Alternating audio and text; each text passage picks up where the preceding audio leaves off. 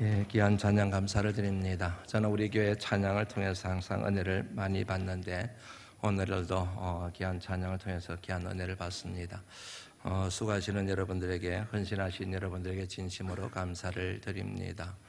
오늘 본문의 말씀을 통하여 하나님의 사람들에게 주시고자 하는 하나님의 음성, 하나님의 뜻을 조금 더 잘 헤아리기 위해서 본문에 나오는 중요한 단어 한 세 가지 정도를 살펴보면서 하나님의 뜻을 나누어 보려고 합니다. 첫 번째 단어는 토론이라고 하는 표현입니다. 오늘 말씀을 읽어가다 보면 토론이라는 표현이 나오고 난중에 가면은 쟁론 혹은 논쟁이라는 표현으로 그렇게 사용이 되고 있습니다. 지난번에도 말씀드린 것처럼 예수님께서 예루살렘으로 길을 떠나셨습니다.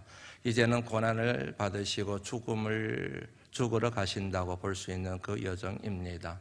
그렇게 예루살렘으로 길을 가시던 주님께서 가버나움에 이르시게 되고 한 가정에서 잠시 머무시게 됩니다.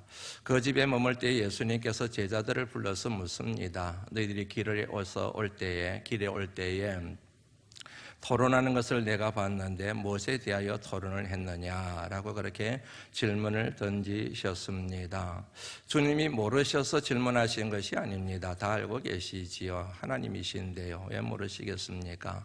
다 아시고도 말씀하신 중요한 이유는, 그렇게 운을 떼신 중요한 이유는 제자들의 토론이 주님 보시기에 적절하지 못한 토론이었기 때문입니다. 부적절한 토론이었기 때문에 그것에 대하여 문제 제기를 하시고자 하는 의도를 가지고 너희들이 도대체 무엇을 가지고 그렇게 토론을 했느냐라고 그렇게 운을 떼신 것입니다. 도대체 제자들이 무슨 주제로 해서 토론을 했느냐? 34절 말씀에 보면 그 답이 나오지요. 한번 읽어봅니다. 시작.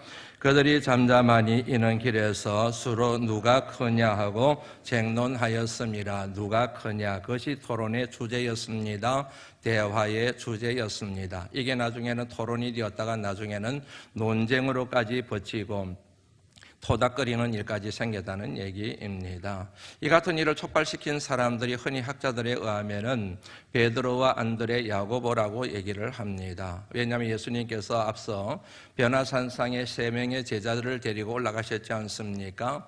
그리고 밑에 있었던 9명의 제자들은 귀신 들린 아이를 고치지 못해서 주님으로부터 사실은 사람들로부터 창피를 당하지 않았습니까?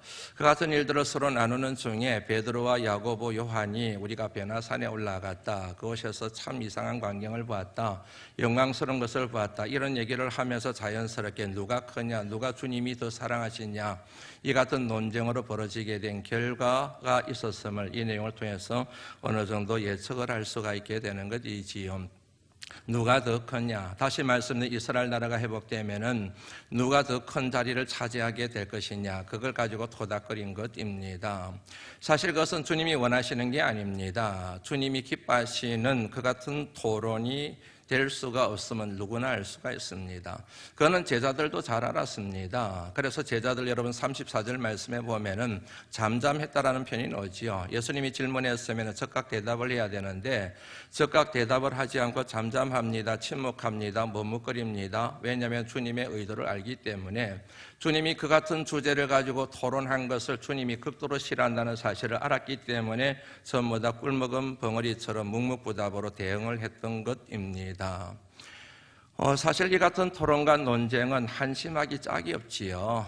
조금만 생각해 보면 알 수가 있는 내용이지 않습니까? 지금 주님이 제자들과 계속해서 실험하고 있는, 주님이 말씀하시고 주님이 가르치시는 주제가 있습니다. 그것은 하나님의 일이지요. 이 세상에 하나님의 나라가 확장되는 것, 하나님 나라가 건설되는 것, 이 같은 하나님 나라 회복을 위하여 주님께서 고난을 받으시고 그리고 버림을 당하시고 죽임을 당하시고 부활하시는 것, 그리고 한 걸음 더 나가서 주님께서 택하신 그 12명의 제자들도 자기를 부인하고 자기 십자가를 지고 주님의 뒤를 따르는 것, 이것이 바로 주님의 가르침과 말씀의 중심 주제였지 않습니까? 그런데 제자들의 토론의 주제는 전혀 엉뚱한 것이지요. 하나님의 일이 아닙니다. 사람의 일입니다. 이스라엘 나라 회복입니다. 하나님 나라 회복이 아니라 이스라엘 나라 회복입니다. 정치적인 왕국이 회복되었을 때 누가 큰 자리를 차지하게 될 것인가, 누가 주님의 우편에 앉을 것인가, 누가 주님의 좌편에 앉을 것인가, 이것에 집착하고 이것에 천착하여 대화를 나누고 있으니, 그것 때문에 심지어 제자들 간에 토닥거리고 싸우는 일까지 생겼으니 주님이 그들을 바라보는 마음이 편할 리가 없지 않겠습니까? 그래서 이 부분에 대하여 주님이 문제를 제기하시는 측면에서 도대체 너희들이 뭔 대화를 나눈 거냐라고 원을 떼신 것입니다. 이 같은 제자들을 바라보는 주님의 마음이 얼마나 속이 상할까, 답답할까, 정말로 얼마나 마음이 고통스러울까, 얼마나 절망적일까, 그런 생각을 이 같은 말씀을 묵상하다 보면 자연스럽게 우리들도 느끼게 되는 부분입니다. 사실 여러분, 어떤 모임이든지 간에 토론이 필요한 거 아시지요? 토론이 필요해요. 토론이 중요합니다. 왜냐하면 그 같은 토론을 통해서 그 모임 안에 있는 사람들 간의 공감대를 형성하게 되고 보다 나은 건강한 대안을 마련해낼 수가 있고 서로의 다른 마음들과 생각들을 묶어낼 수 있는 기회가 바로 토론이 되기 때문에 그렇습니다. 이 같은 것을 일러서 토론의 순기능이라고 그렇게 얘기를 합니다. 그런데 여러분들 잘 아시는 것처럼 토론에는 순기능만 있는 것이 아닙니다. 토론의 역기능도 있습니다. 괜히 토론회 하지 말았으면 괜찮을 문제가 토론회를 함으로 해서 토론을 가짐으로 해서 서로 상처를 주고받게 됩니다. 토론을 함으로 해서 공동체에 상처가 생깁니다. 공동체가 아파하게 됩니다.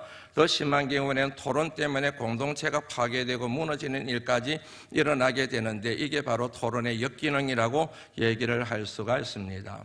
이 같은 토론이 역기능이 되느냐 아니면은 순기능을 하느냐를 결정하는 요인들이 굉장히 많이 있습니다. 그거를 이제 알면은 토론을 항상 신중하게 되고 조심하게 이제 하게 되는 것이지요. 토론이라고 해서 다 건강한 토론이 아니라는 것이지요. 그 토론이 오히려 해로울 때가 있다는 얘기입니다. 어떤 토론이 건강하고 어떤 토론이 해로우냐, 어떤 토론이 순기능을 발휘하고 역기능을 발휘하느냐를 결정하는 요인들이 많이 있는데 그 중에 하나가 뭐냐면 토론의 주제입니다. 토론의 주제를 무엇으로 정하느냐에 따라서 토론이 공동체와 개인에게 미치는 영향이 건강할 수도 있고 토론의 주제를 뭐로 정하느냐에 따라서 공동체와 개인에게 미치는 악영향이 생길 수가 있다는 그런 얘기입니다. 지금 제자들의 토론의 주제는 뭐냐면 누가 크냐는 것입니다. 누가 크냐. 누가 크냐를 다루니까 이미 뭐냐면 이 같은 주제를 가지고 토론을 하기 시작하면은 쟁론할 수밖에 없습니다. 저마다 잘났다고 생각하고 저마다 최선을 다했다고 생각하고 저마다 주님이 자기를 사랑한다고 생각하는데 그 결론이 여러분 저절로 다툼으로 번질 수밖에 없지 않겠습니까? 누가 크냐, 누가 잘했냐, 우열을 가리거나 서열을 가리거나 잘잘못을 따지는 토론을 하게 되면은 그 토론은 백발백중 서로에게 상처를 주고받게 됩니다. 그리고 공동체에 해악을 끼치게 됩니다. 공동체가 상처를 입게 되어져 있습니다. 그런데 반대로 믿음을 가지고 토론을 합니다. 사랑에 대하여 토론을 합니다. 소망에 대하여 토론을 합니다. 그리고 우리 모임의 비전에 대하여 토론을 하게 됩니다. 그리고 하나님이 우리에게 주신 은혜에 대하여 토론하기 시작합니다. 그러면 그 토론은 모든 사람들에게 위로가 됩니다. 힘이 됩니다. 도전이 됩니다. 가르침이 될 수가 있습니다. 용기를 얻게 됩니다. 도전을 받게 됩니다. 그 같은 토론이 건강한 공동체일수록 그 공동체가 더욱더 건강한 공동체로 세워져 갈 수 있으면 누구든지 알 수 있는 부분이지요. 이 같은 공동체를 이뤄서 주님의 이름으로 모인 공동체라고 주님이 말씀하신 겁니다.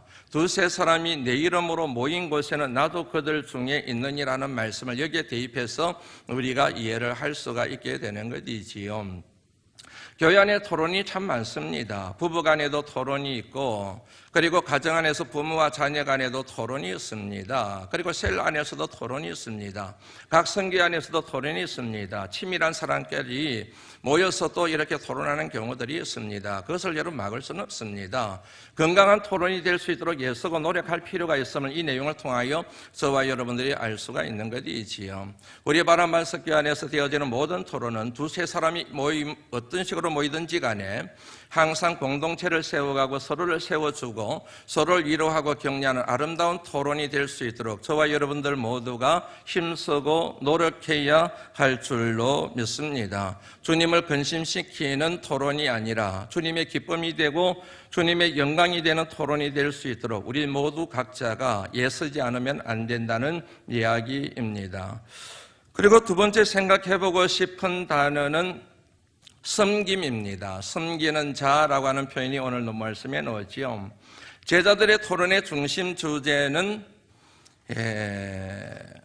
누가 크냐는 것이었습니다. 서열에 대한 얘기였지요. 그런데 그 토론의 주제 방향을 예수님이 싹 바꾸셨습니다. 섬김으로 바꾸셨다는 얘기입니다. 누가 크냐? 섬기는 사람이 크다는 거이지요. 누가 큰 사람이 될 수가 있느냐?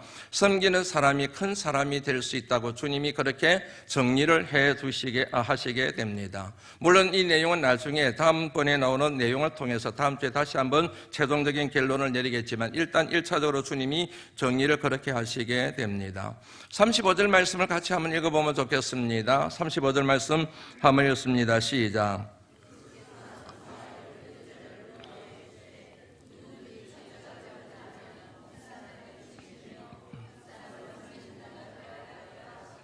이 말씀에서 우리가 주목해 보아야 될 키워드들이 몇 가지가 있습니다. 첫 번째가 누구든지입니다. 한마디로 말씀드리면 누구든지 큰 사람이 될 수 있다는 얘기이지요. 아무든지 큰 사람이 될 수 있다는 얘기입니다. 조건을 하나만 충족시키면 됩니다. 그것은 바로 섬기는 것입니다. 섬기는 사람은 누구든지 아무라고 하더라도 큰 사람이 될 수가 있다 하는 그 같은 명제를 이 말씀을 통해서 우리가 끄집어낼 수가 있게 되지요. 세상에서 큰 사람의 조건이 있습니다. 가진 것이 많은 사람입니다. 배운 것이 많은 사람입니다. 지위가 높은 사람들입니다. 아무나 큰 사람이 되는 게 아니라는 의미이지요. 여러분들 아시겠지만 가진 것 많은 것을 가지기가 어디 쉽습니까? 높은 자리에 올라가는 게 어디 쉽습니까? 쉽지가 않습니다. 쉽지 않기 때문에 이 같은 조건을 충족시키기 힘들기 때문에 세상에서는 큰 사람이 되는 게 힘이 듭니다. 그런데 하나님 나라에서는 누구든지 큰 사람이 될 수가 있습니다. 왜냐하면 섬기기만 하면 되기 때문에 그렇습니다. 누구든지 마음만 먹으면 생각만 먹으면 섬길 수가 있지 않습니까? 어린아이라도 큰 사람이 될 수가 있습니다. 병약한 사람이라도 섬길 수가 있습니다. 가진 것이 없는 사람이라도 큰 사람이 될 수가 있습니다. 배운 것이 없는 사람이라도 여러분 큰 사람이 될 수가 있습니다. 왜냐하면 섬기면 되는 거니까. 콩 한 조각이라도 나눠 먹으면 되니까 그 순간부터 그 사람은 큰 사람이 될 수 있다는 그런 논리를 생각한다고 한다면 누구든지 큰 사람이 될 수가 있고 아무든지 큰 사람이 될 수가 있다. 하나님 나라에서는 그렇게 정리할 수가 있겠지 않겠습니까? 하나님 나라에서의 위대함은 그 사람이 가진 지위로 결정되는 것이 아니라 세상의 어떤 썩어질 것들로 결정되는 것이 아니라 섬김에 의하여 그 사람의 위대함이 결정된다고 하는 이 사실이 저와 여러분들에게는 얼마나 큰 위로가 되고 복음의 메시지가 되는지 모릅니다. 우리가 세상의 조건으로 봤을 때는 내 인생이 형편없는 것 같고 정말로 부족한 게 많아서 내 인생이 초라하게 느껴질지 모르겠지만 하나님의 말씀에 비춰보면 우리들도 얼마든지 하나님이 인정하시는 큰 사람이 될 수 있다는 사실이 저와 여러분들에게는 큰 위로가 되고 소망이 되는 것이지요. 사랑하시는 성도 여러분, 섬김으로 큰 사람이 되실 수 있기를 주의 이름으로 축원합니다. 두 번째 주목해보고 싶은 표현은 무사람입니다. 우리말로 무사람이라고 번역되어져 있는데 영어로 얘기하면 everyone입니다. whoever입니다. 그 사람이 어떤 사람이든지 간에 다시 말씀드리면 섬김의 대상을 제한해서는 안 된다는 얘기입니다. 사람을 차별하거나 사람의 우열을 가려서는 안 된다는 얘기입니다. 모든 사람들이 다 사랑의 대상이고 섬김의 대상이고 축복의 대상이어야 된다는 사실을 함축하고 있는 표현이 무사람이라고 하는 단어 속에 담겨 있는 의미입니다. 강자에게는 약하고 약자에게는 강한 사람을 우리는 아주 못된 사람이라고 얘기합니다. 사람을 가려가며 사람을 대하기 때문입니다. 사람에게 힘이 있습니다. 가진 것이 많습니다. 배운 것이 많습니다. 그 사람 앞에 구실거린다는 얘기지요. 그리고 그 사람을 떠받들고 그 사람을 섬기는데 열심히란 얘기지 않습니까? 그런데 힘이 없는 사람, 약한 사람에게는 어깨에 힘을 줍니다. 목을 뻣뻣하게 씌웁니다. 교만합니다. 그 사람으로부터 섬김을 받으려고 합니다. 못된 사람 맞는 거이지요. 그런데 이런 사람에 대해서는 좋은 사람이라고 생각해요. 강자에게는 강하고 약자에게는 약하다. 참 멋있는 사람이다. 근사한 사람이다. 그렇게 얘기를 해요. 세상에서는. 그렇죠. 강한 사람, 비굴하게 굴지 않고 강자일수록 더 강하게 하고 약자일수록 내가 약하게 돼서 그 사람들을 섬긴다. 뭐 이런 식으로 얘기할 수 있는 부분이지요. 그런데 성경의 논리는 세상의 논리하고 틀려요.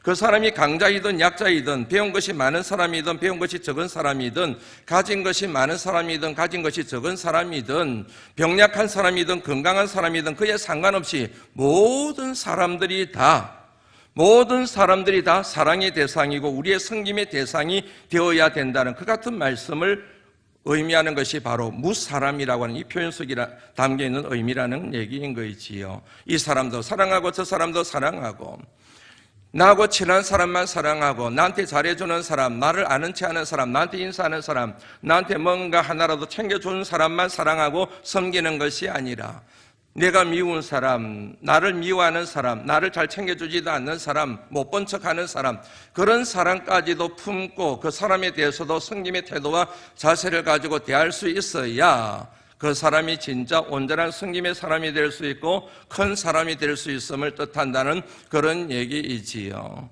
그런 사람이 되실 수 있기를 다시 한번 주의 이름으로 부탁을 드립니다. 그 다음에 마지막 세 번째 키워드는 섬기는 자입니다. 섬기는 자. 예전 번역에는 종으로 번역되어 있었습니다. 그런데 새롭게 성경이 번역이 되면서 섬기는 자로 번역이 되어져 있습니다. 이 번역이 제대로 된 것 맞습니다. 두 가지 섬김이 나옵니다. 성경에 보면은 하나는 종의 섬김입니다. 노예의 섬김입니다. 그 종과 노예를 헬라어로 둘로스라고 얘기합니다. 둘로스의 섬김이 있습니다. 종의 섬김과 그리고 노예의 섬김 생각해 보시면 감이 딱 잡히시지요. 노예의 섬김과 종의 섬김의 특징이 있습니다. 주인을 의식하는 거예요. 항상 주인을 의식합니다. 주인의 상벌을 생각합니다. 주인이 시키는 대로, 주인이 원하는 대로 하지 않으면 내가 벌을 받는다. 내가 주인으로부터 좋은 소리를 듣고 상을 받기 위해서 내가 섬겨야 된다. 이게 있는 거예요. 그러니까 자기 주도적으로 자율적으로 기뻐하며 감사하며 행복하게 그렇게 일할 수 있는 조건이 아닌 섬김을 종의 섬김이라고 얘기를 할 수가 있는 겁니다. 내가 만약에 섬기지 않으면 혼날 거야, 벌 받을 거야, 우리 가정에 우환이 생길 거야. 이게 종의 섬김이 되는 것이지요. 내가 섬겨야 복을 받아, 사업이 잘 돼, 형통하게 돼, 우리 가정이 모든 일들이 잘 풀릴 수가 있어. 이게 종의 섬김이라는 얘기인 거지요. 오늘 본문의 말씀에 나오는 섬김은 종의 섬김이 아닙니다. 종의 섬김을 둘로서의 섬김이라고 얘기하고 본문에 나오는 섬김을 일러서 뭐라고 얘기하느냐 하면 디아코노스의 섬김이라고 얘기합니다. 오늘 본문 말씀에 우리말로 번역되어진 섬기는 자의 헬라어 단어가 디아코노스예요. 디아코노스의 섬김. 이 섬김의 특징이 있습니다. 그게 뭐냐면은 자발적 선택이라는 거예요. 강요에 의해서 아니고 누군가의 요청해서 하는 게 아니고 자발적이라는 거예요. 자기 스스로 내가 섬겨야지, 내가 봉사해야지, 내가 헌신해야지, 누가 강요하거나 누가 요청하거나 누가 해가지고 억지로 가는 봉사가 아니고 자발적인 봉사, 자발적인 섬김을 얘기하는 것, 그게 바로 디아코노스의 섬김이라고 얘기를 하는 겁니다. 이유는 간단해요. 은혜예요. 하나님의 은혜가 넘치는 거예요. 하나님의 은혜가 충만한 거예요. 그 은혜에 대한 자각이 있는 거예요. 하나님이 내게 주신 은혜가 너무너무 많은 거예요. 물질의 은사도 주시고 건강의 은사도 주시고 우리 가정의 평안의 은사도 주시고 사업의 은사도 주시고 직업의 은사도 주시고 주신 은혜가 너무 많은 거예요. 너무 고마워요.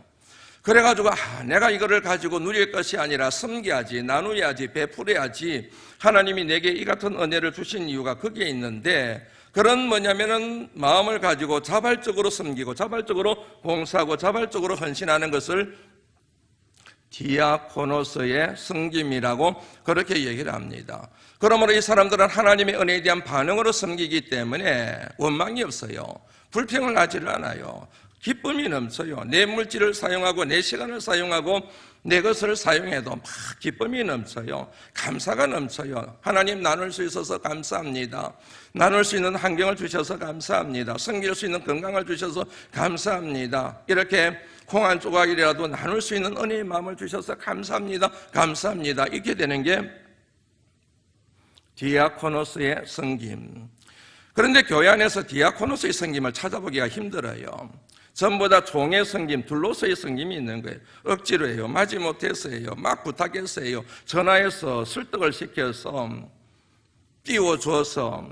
그러니까 그 같은 섬김이 있으니까 종의 눈치만 보는 거예요. 사람의 눈치만 보는 거예요. 그러니까 원망이 나오고 불평이 나오고 막 싫어져 버리면 감정이 상해버리고 못하겠다고 때려쳐버리겠다, 이런 마음이 이제 막 들게 되는 거지요. 오늘 본문에서 말씀하고 있는 섬김은 둘로서의 섬김, 노예의 섬김이 아니라 자발적인, 하나님의 은혜의 자발적인 반응을 보이는 디아코노스의 섬김이라고 하는 것입니다.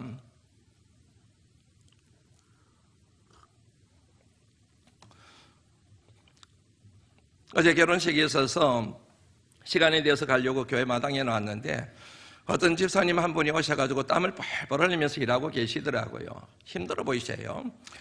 예, 결혼식에 안 가시고 그거 하시더라고요. 보니까 부인을 교회는 속에 보내고 본인은 교회 일하고 계시더라고요. 그래서 제가 집사님이 힘들지 않으시냐고, 좀 일손을 좀 보태서 일을 하시죠. 그랬더니 아이 목사님 괜찮아요. 얼마든지 할 수 있어요. 뭐 행복한데요. 뭐 이렇게 대답을 하시는 거예요. 그게 뭐냐면 여러분, 디아코노스의 섬김인 거예요. 하나님이 주신 은혜가 감사해서, 예, 남들은 다 이렇게 절로 가더라도 내 혼자 일을 하더라도 누군가 도와주지 않아도 기쁜 거예요. 예, 이분이 참 복을 받은 분이구나 하는 그런 생각을 했습니다.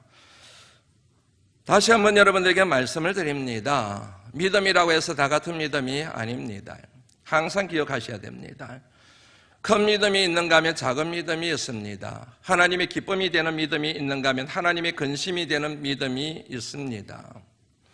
세상을 이기는 믿음이 있는가 하면 세상의 조롱거리가 되는 믿음이 있습니다. 정금 같은 믿음이 있는가 하면 18K, 11K 같은 믿음이 있습니다. 마찬가지입니다. 열심이라고 해서 다 같은 열심이 아닙니다. 선한 열심이 있는가 하면 악한 열심이 있습니다. 열심을 내는데 그 열심이 사람들의 상처를 주는 열심이 있는가 하면 사람들의 마음을 치유하고 사람들에게 교훈을 주고 사람들에게 도전을 주는 열심이 있습니다. 자기 의를 드러내는 열심이 있는가 하면 하나님의 영광만을 드러내는데 열심이 있습니다. 그런 여러분, 섬김도 마찬가지입니다. 불평불만하며 하는 섬김이 있는가 하면 기뻐서 감사해서 하는 섬김이 있습니다. 다시 말씀드리면 둘로서의 섬김이 있는가 하면 디아코노스의 섬김이 있다는 얘기입니다. 환경이 되면 섬기는 사람이 있는가 하면 환경에 상관없이 하나님의 뜻과 공동체를 생각하며 스스로 헌신하며 섬길 줄 아는 섬김이 있습니다. 누가 보든 안 보든 열심히 섬기는 섬김이 있는가 하면 항상 다른 사람을 의식하면서 점수 따려고 하는 그 같은 섬김이 있을 수가 있다는 그런 얘기입니다. 방금 말씀드렸던 믿음과 열심과 섬김은 일맥상통하는 것입니다. 믿음이 올바르면 열심도 올바르게 됩니다. 올바른 열심을 가지고 하는 섬김이 올바른 섬김이 될 수가 밖에 없지 않겠습니까? 섬김에 문제가 있어요. 열심에 문제가 있어요. 이유가 뭐냐면 믿음에 문제가 있기 때문에 안 되는 것입니다. 그러므로 믿음과 섬김이 이렇게 긴밀하게 연결되어져 있다는 사실을 깨닫게 하는 말씀이 오늘 본문의 내용이라는 사실을 저와 여러분들이 기억할 필요가 있습니다. 지난주에 이어서 이번 주에도 2019년도 새해 봉사에 대한 요청을, 신청서를 여러분들 주보 간지에 넣어드렸습니다. 거기에 대한 여러분들의 태도, 여러분의 반응 자체가 여러분들의 믿음이 어떠한지를 보여주는 그 같은 바로미터, 기준이 될 수 있다는 사실을 한 번쯤은 생각해 볼 필요가 있습니다. 지금까지 우리 바나바스교회에 와서 제가 봉사와 관련해서 내가 평생 잊지 않고 천국 갔어도 이분에 대하여 만약에 그분들이 끝까지 잘하시면은 하나님 나라 가서 이 부분에 대하여 내가 간정을 해야 되겠다는 분의 두 분이 있습니다. 한 분은 항상 그러세요. 연말이 되면 항상 저한테 와서 묻습니다. 목사님, 올해는 내년에는 제가 어디 봉사하면 좋겠습니까? 마치 백지수표를 저한테 내미는 것하고 마찬가지예요. 자기 필요에 따라서 봉사를 하는 것이 아니라 교회의 필요에 따라서 자기가 들어가서 봉사하겠다는 거잖아요.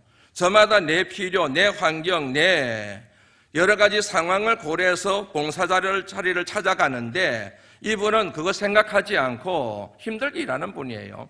이번은 그런 거 생각하지 않고 교회가 필요한 곳에 내가 가서 봉사를 하겠다. 이게 여러분 정말로 아무나 할 수 있는 그런 건 아니거든요. 얼마 전에 이런 일이 있었습니다. 한 분을 음식점에서 만났어요. 그분을 만나서 이런 얘기를 했습니다. 이제 집사님 봉사하셔야지요. 그분이 우리 교회 등록하시고 난 다음에 엄청나게 봉사를 열심히 하셨어요. 제가 봐도 번아웃 될 수밖에 없는 그런 봉사를 하셨습니다. 그래서 얼마 전 봉사하고 난 뒤에 좀 쉬겠다고 얘기를 하시더라고요. 그래서 쉬실 필요가 있다는 생각이 들어서 제가 동의를 했습니다. 한 1, 2년 쉬신 것 같아요. 그러고 나서 이제는 봉사해야 될 때가 되지 않았느냐 하는 생각이 들어서 기도하며 있었거든요. 그래서 우연히 만나게 되어서 봉사해야 되지 않겠습니까? 그랬더니 그분이 이렇게 대답을 하시는 거예요. 목사님, 그러지 않아도 기도로 하고 있습니다. 그러는 거예요. 제 얘기를 듣고 난 뒤에 기도해 보겠습니다가 아니라 제가 말하기 전에 이미 봉사에 대하여 기도로 준비하고 있습니다. 목사의 얘기를 듣고 난 뒤에 봉사를 위하여 기도하는 게 아니고 자기 스스로 자발적으로 이제는 내가 봉사해야 될 때가 됐구나. 내가 어떻게 어디서 봉사해야 될지 내가 기도해야 되겠구나. 스스로 기도하고 계시다는 얘기예요. 그 얘기를 듣는데요. 정말 이분 훌륭한 분이구나. 믿음, 은혜 제대로 받은 분이구나. 은혜 받은 자의 증거가 그런 데서 나타나거든요. 네. 은혜를 받게 되면은 여러분 섬기는 자가 될 수밖에 없어요. 그 은혜가 나를 자꾸 도전해요. 충동해요. 나를 가만히 놔두지를 않아요. 봉사해야지. 받은 은혜가 얼마나 많은데, 하나님이 주신 은혜가 은사가 얼마나 많은데 그렇게 예배만 달랑 드리고 신앙생활 하려고 그러냐. 그 같은 하나님의 음성에 자기를 굴복시킬 수밖에 없는 게 은혜 받은 자의 태도라고 하는 것이지요. 그 같은 의미를 담고 있는 내용이 오늘 35절 말씀, 섬기는 자, 디아코노스라고 하는 얘기입니다. 마지막 생각해보고 싶은 단어는 영접입니다. 여러분 37절 말씀 같이 한번 읽어볼까요? 읽어봅니다. 시작.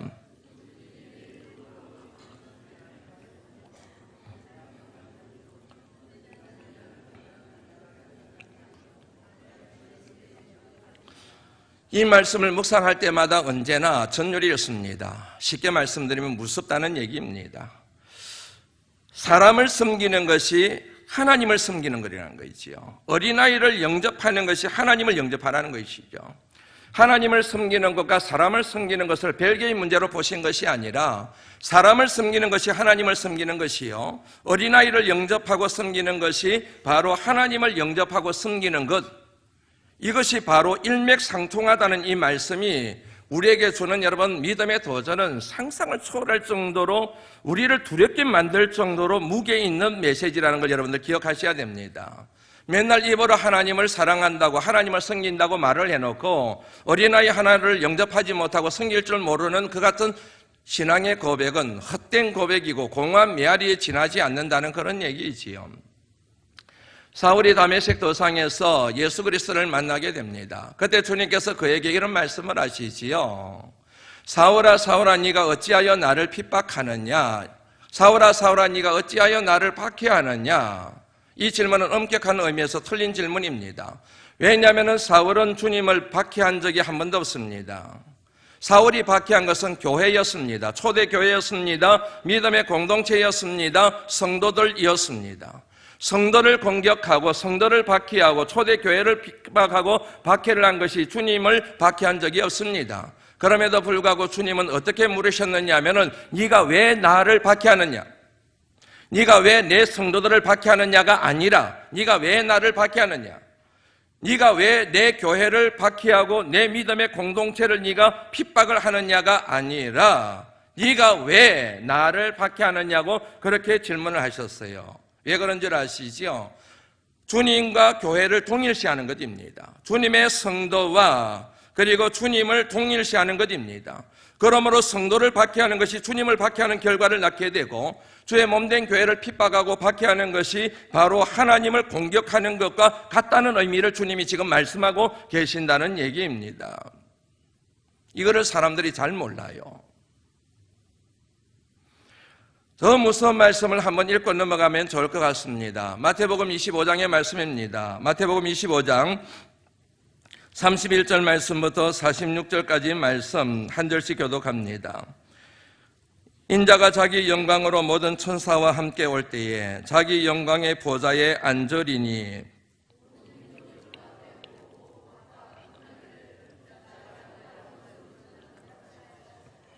왕은 그 오른편에 염소는 왼편에 두리라.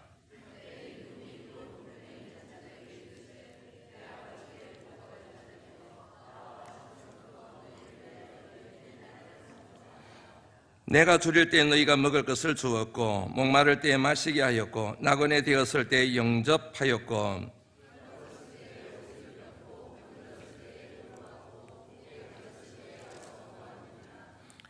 이에 의인들이 대답하여 이르되 주여 우리가 어느 때에 주께서 줄이신 것을 보고 음식을 대접하였으며 목마르신 것을 보고 마시게 하였나이까.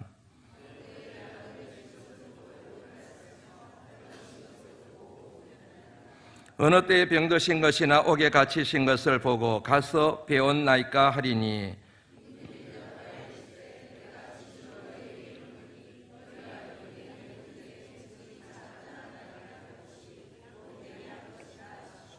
또 왼편에 있는 자들에게 이르시되 저주를 받은 자들아 나를 떠나 마귀와 그 사자들을 위하여 예비된 영원한 불에 들어가라.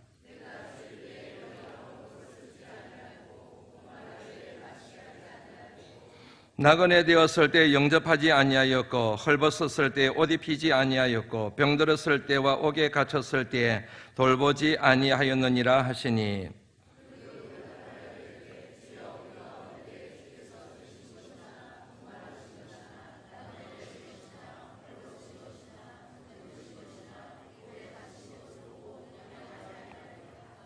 이에 임금이 대답하여 이르시되 내가 진실로 너희에게 이르노니 이 지극히 작은 자 하나에게 하지 아니한 것이 곧 내게 하지 아니한 것이니라 하시리니 하시니라. 아멘. 말씀의 의미를 충분히 이해하셨으리라 여겨집니다. 46절 말씀 다시 한번 읽어볼까요? 읽어봅니다. 시작. 그들은 영별에 의인들은 영생에 들어가리라 하시니라. 그들은 누구입니까? 지극히 작은 자 하나를 숨기지 않은 사람들 일러서 그들이라고 얘기합니다. 그들에 대한 하나님의 심판이 있습니다. 영벌입니다. 그냥 단순하게 건강을 잃거나 집안에 우환이 생기거나 사업이 어려움을 당하는 것이 아니라 영원한 벌을 받게 될 것이라는 것이 지극히 작은 자 하나를 숨기지 않은 자에 대한 하나님의 심판이라고 하는 사실을 여러분 이해를 하셔야 됩니다. 한번 같이 읽어볼까요? 41절 말씀입니다. 시작. 현에 있는 자들에게 이르시되 저주를 받은 자들아 나를 떠나 마귀와 그 사자들을 위하여 예비된 영원한 불에 들어가라. 다시 46절 말씀을 봅니다. 의인들이 나옵니다. 그 의인들은 누구인가? 한마디로 말씀드리면 지극히 작은 자 한 사람을 숨길 줄 아는 사람들이었습니다. 이 사람들에 대한 하나님의 심판은 영생입니다. 단순하게 이 세상에서 부귀영화를 누리고 단순하게 건강하게 살고 가정의 화평을 이루고 자식들이 잘 되는 정도가 아니라 영생이 바로 그들에게 주어진 상급이라고 하는 사실을 알 수가 있지 않습니까? 의인과 악인들 그리고 영생과 영벌을 결정하는 하나님 나라의 기준, 의인과 악인들, 영생과 영벌을 결정하는 하나님의 기준, 그것은 뭡니까? 섬김이에요. 사람을 섬기는 거예요. 지극히 작은 자 한 사람을 섬기는 것이 의인과 악인, 영생과 영벌을 결정하는 하나님의 기준이라고 하는 사실을 알 수가 있습니다. 왜 그런지 아시죠? 섬김이 바로 디아코노스의 삶이 바로 믿음의 완성이기 때문에 그렇습니다. 믿음은 무엇으로 증명되어서야 되는가? 섬김으로 증명이 된다는 거예요. 그 믿음의 열매가 바로 섬김이라는 얘기지요.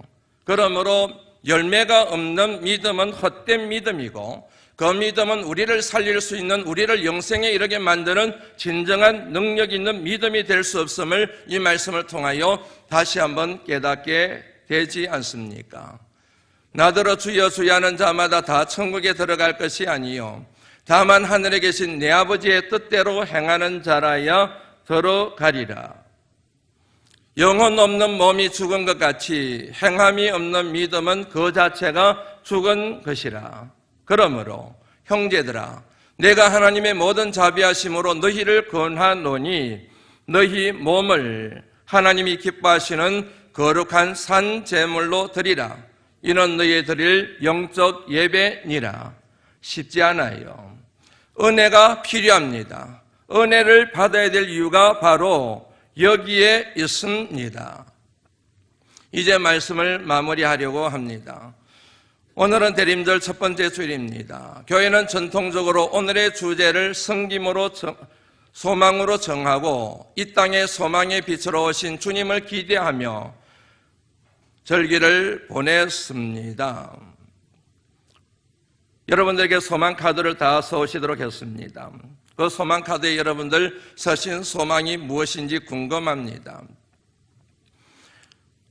하나님 앞에 소망하며 믿음을 가지고 간구하는 모든 기도의 제목들을 주님이 응답해 주실 줄 믿습니다.